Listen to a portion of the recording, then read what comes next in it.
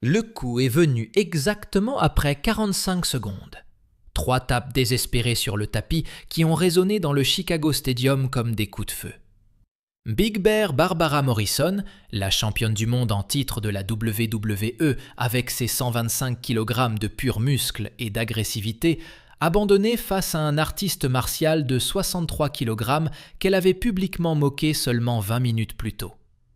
La foule de 18 000 fans de catch resta figée dans un silence abasourdi avant d'exploser dans la réaction la plus forte de l'histoire du stade.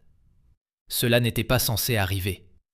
Les championnes n'abandonnent pas en 45 secondes, surtout pas face à quelqu'un 2 fois plus petit qu'elles. Mais voici ce que les journaux n'ont pas rapporté à propos de cette soirée à Chicago, et pourquoi l'entraîneur de Barbara refuse encore d'en parler 50 ans plus tard. Chicago Stadium, Illinois, 17 octobre 1970. La WWE avait organisé un événement d'exhibition croisée appelé Worlds Collide, mettant en vedette des champions de catch contre des combattants d'autres disciplines de combat. L'attraction principale était Barbara Morrison, un phénomène de 27 ans qui dominait le catch féminin depuis 3 années consécutives sans perdre un seul match. Elle mesurait 1,83 m, pesait 125 kg, d'une force acquise dans une ferme du Minnesota, et avait une personnalité aussi imposante que sa carrure. Barbara avait grandi dans une ferme laitière, soulevant des bottes de foin et luttant avec le bétail, ce qui s'était traduit par une force fonctionnelle légitime qui la rendait véritablement dangereuse sur le ring. Sa prise de signature, l'étreinte de l'ours, Bear Hug Crush, avait envoyé 5 adversaires à l'hôpital avec des côtes fracturées. Bruce Lee était à Chicago pour tourner un spot publicitaire télévisé pour un horloger lorsque le promoteur de la WWE l'a approché avec une offre inhabituelle. Il voulait que Bruce participe à l'exhibition en tant que représentant des arts martiaux, affrontant Barbara dans un match uniquement par soumission, sans coups autorisés. Le promoteur expliqua que Barbara avait défié les artistes martiaux dans les interviews, affirmant que le catch était supérieur à tous les autres systèmes de combat et que la taille défait toujours la technique. Elle a dit des choses assez dédaigneuses sur les arts martiaux, en particulier sur les combattants plus petits. Nous avons pensé que vous pourriez être intéressé à relever son défi, strictement à des fins promotionnelles bien sûr. Bruce ne s'intéressait pas particulièrement à l'idée jusqu'à ce qu'il visionne des images d'une récente interview de Barbara à la télévision de Chicago. L'intervieweur lui avait demandé son opinion sur les arts martiaux, et Barbara avait ri avec mépris. « Ces gars du kung-fu font leurs petits coups de pied et coups de main de cinéma, mais mettez-les dans un vrai ring de catch avec un vrai athlète et ils tiendraient environ 10 secondes avant de pleurer pour qu'on les arrête. J'écraserais ce Bruce Lee comme un insecte s'il avait jamais le courage d'affronter une vraie compétition. Il pèse quoi, 60 kg ?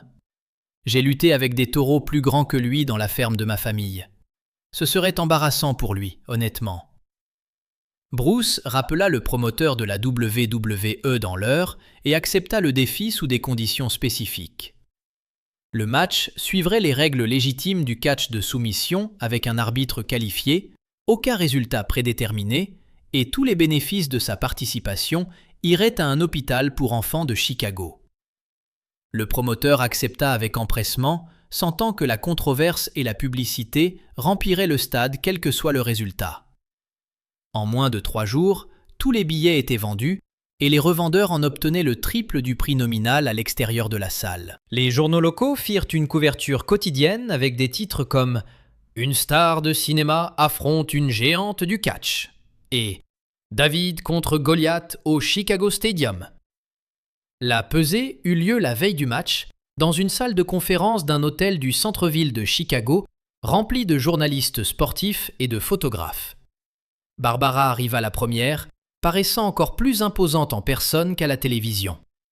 Elle portait un maillot de catch personnalisé qui montrait des bras plus épais que les jambes de la plupart des hommes et un dos si large qu'elle devait se tourner de côté pour passer dans les embrasures de porte-standard. Lorsqu'elle monta sur la balance, celle-ci afficha exactement 125 kg.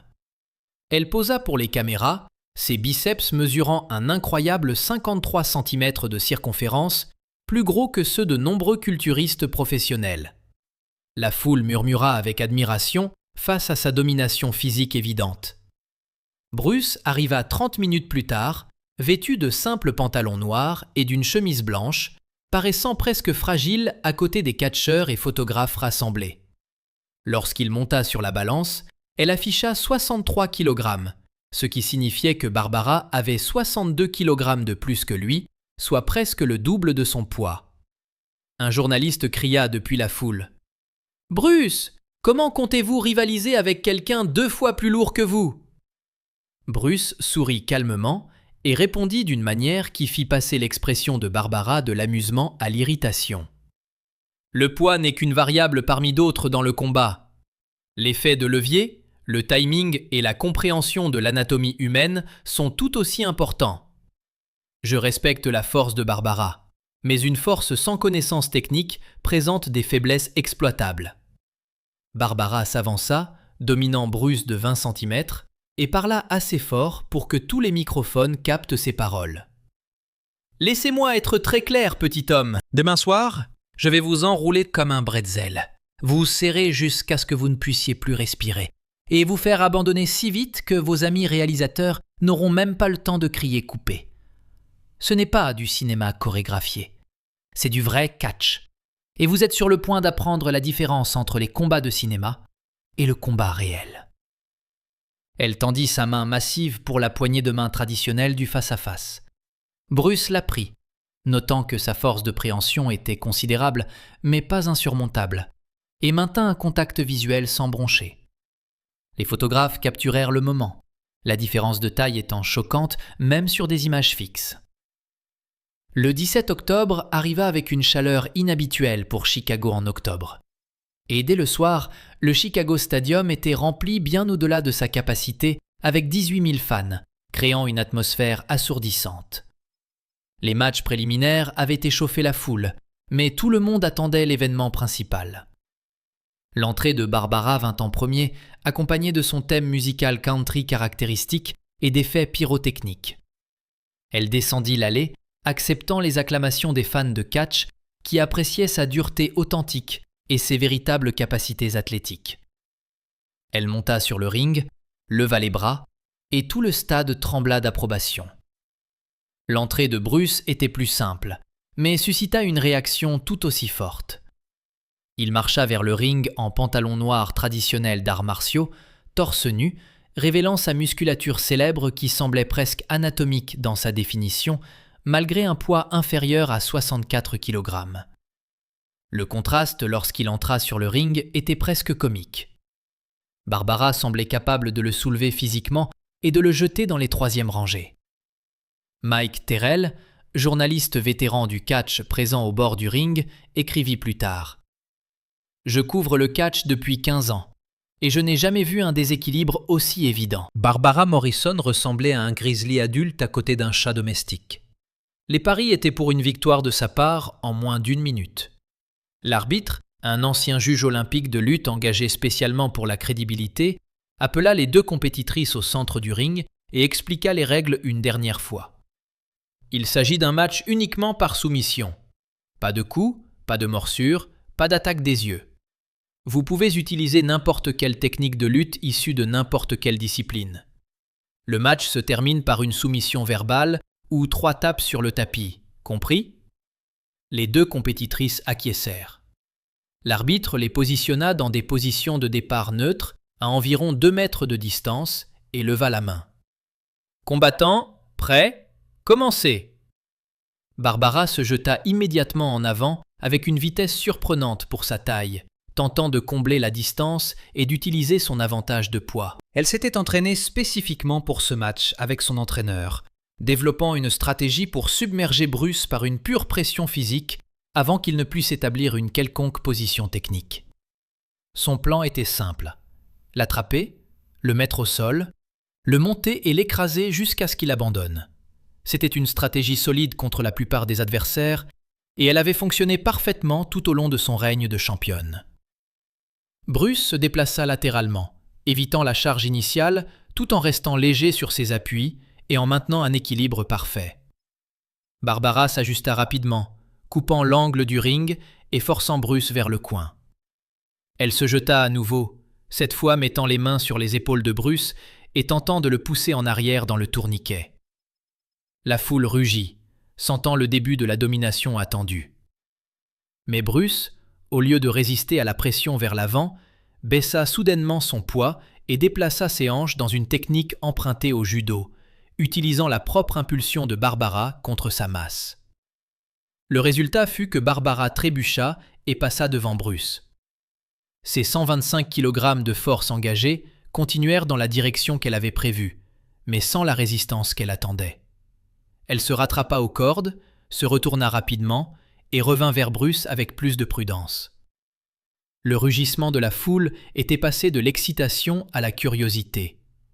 Pourquoi Bruce n'avait-il pas encore été écrasé?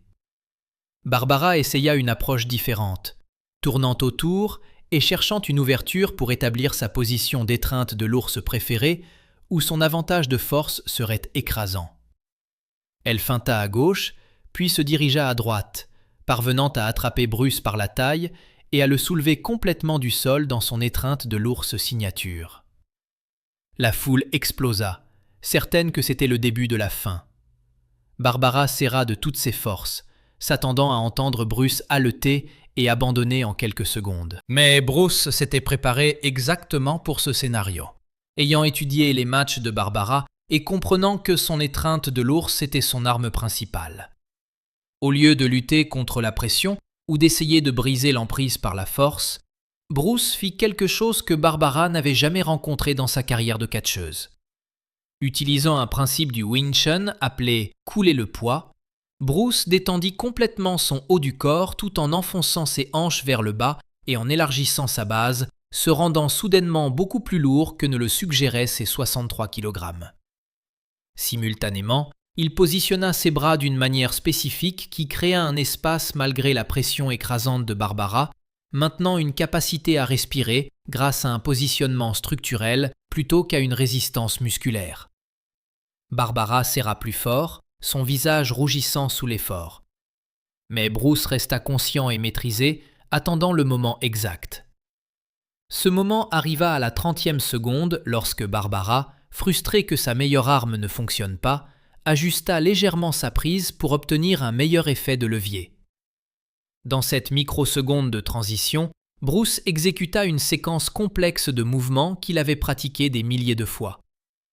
Il déplaça son poids soudainement vers l'avant tout en faisant pivoter ses hanches, créant un angle qui compromit l'assise de Barbara. Puis, utilisant un principe de mécanique de levier du Jiu-Jitsu combiné à un concept du Wing Chun de force empruntée, il guida la masse surengagée de Barbara dans un mouvement de roulée. Ce qui arriva ensuite choqua tout le monde dans le stade. Barbara, malgré ses 62 kg de plus et sa force significativement supérieure, se retrouva roulée par une technique qui utilisa sa propre pression écrasante contre son équilibre.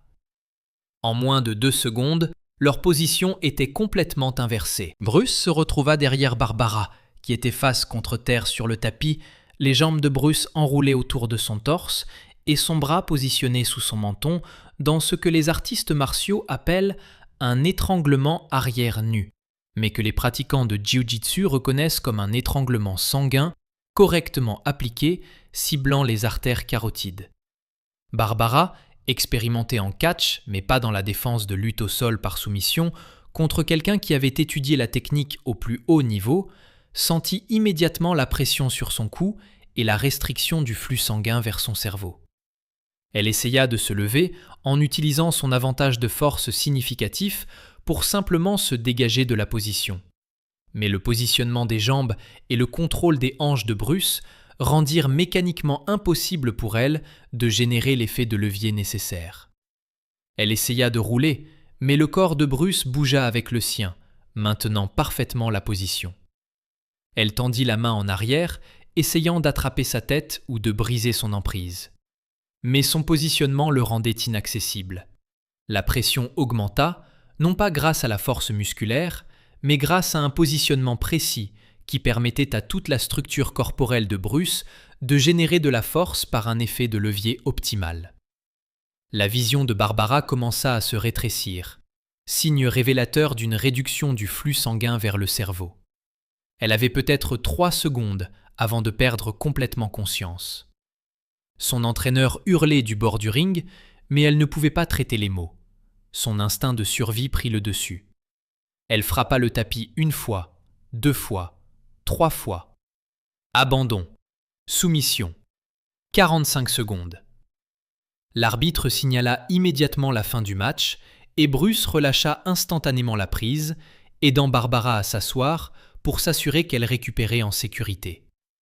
Le stade fut silencieux un instant avant d'exploser dans un chaos absolu. La moitié de la foule acclamait, incrédule. L'autre moitié hua, déçue. Et tout le monde était debout parce que ce qu'il venait de voir contredisait tout ce qu'il pensait savoir sur la taille et la force dans le combat. Barbara s'assit sur le tapis, respirant lourdement, la main sur le cou, le regard fixe. Elle s'était entraînée toute sa vie, n'avait jamais perdu un match et avait été soumise en 45 secondes par quelqu'un qui pesait 62 kg de moins qu'elle. Bruce tendit la main pour l'aider à se lever. Elle la regarda un instant, puis la prit et se hissa debout. Le respect était sincère des deux côtés. L'interview d'après-match sur le ring captura la réaction honnête de Barbara. « Je ne comprends pas ce qui vient de se passer. Je l'avais dans mon étreinte de l'ours, ma meilleure prise, et d'une manière ou d'une autre, je ne sais pas, il a fait quelque chose et soudainement il était derrière moi. Et ensuite, je ne pouvais plus respirer et j'ai dû abandonner ou perdre connaissance. Ce n'était pas du catch. C'était quelque chose de totalement différent. » La réponse de Bruce était, comme à son habitude, éducative plutôt que vantarde. « Barbara est incroyablement forte, plus forte que quiconque contre qui j'ai lutté. Mais la force seule ne peut pas surmonter une technique et un positionnement approprié. Ce que j'ai utilisé est une combinaison de lutte au sol par soumission du Jiu-Jitsu et de mécanique corporelle du Wing Chun. Il ne s'agit pas d'être plus fort, il s'agit d'être plus efficace avec la force que l'on a. » 17 octobre 1970. Chicago Stadium, 18 000 témoins.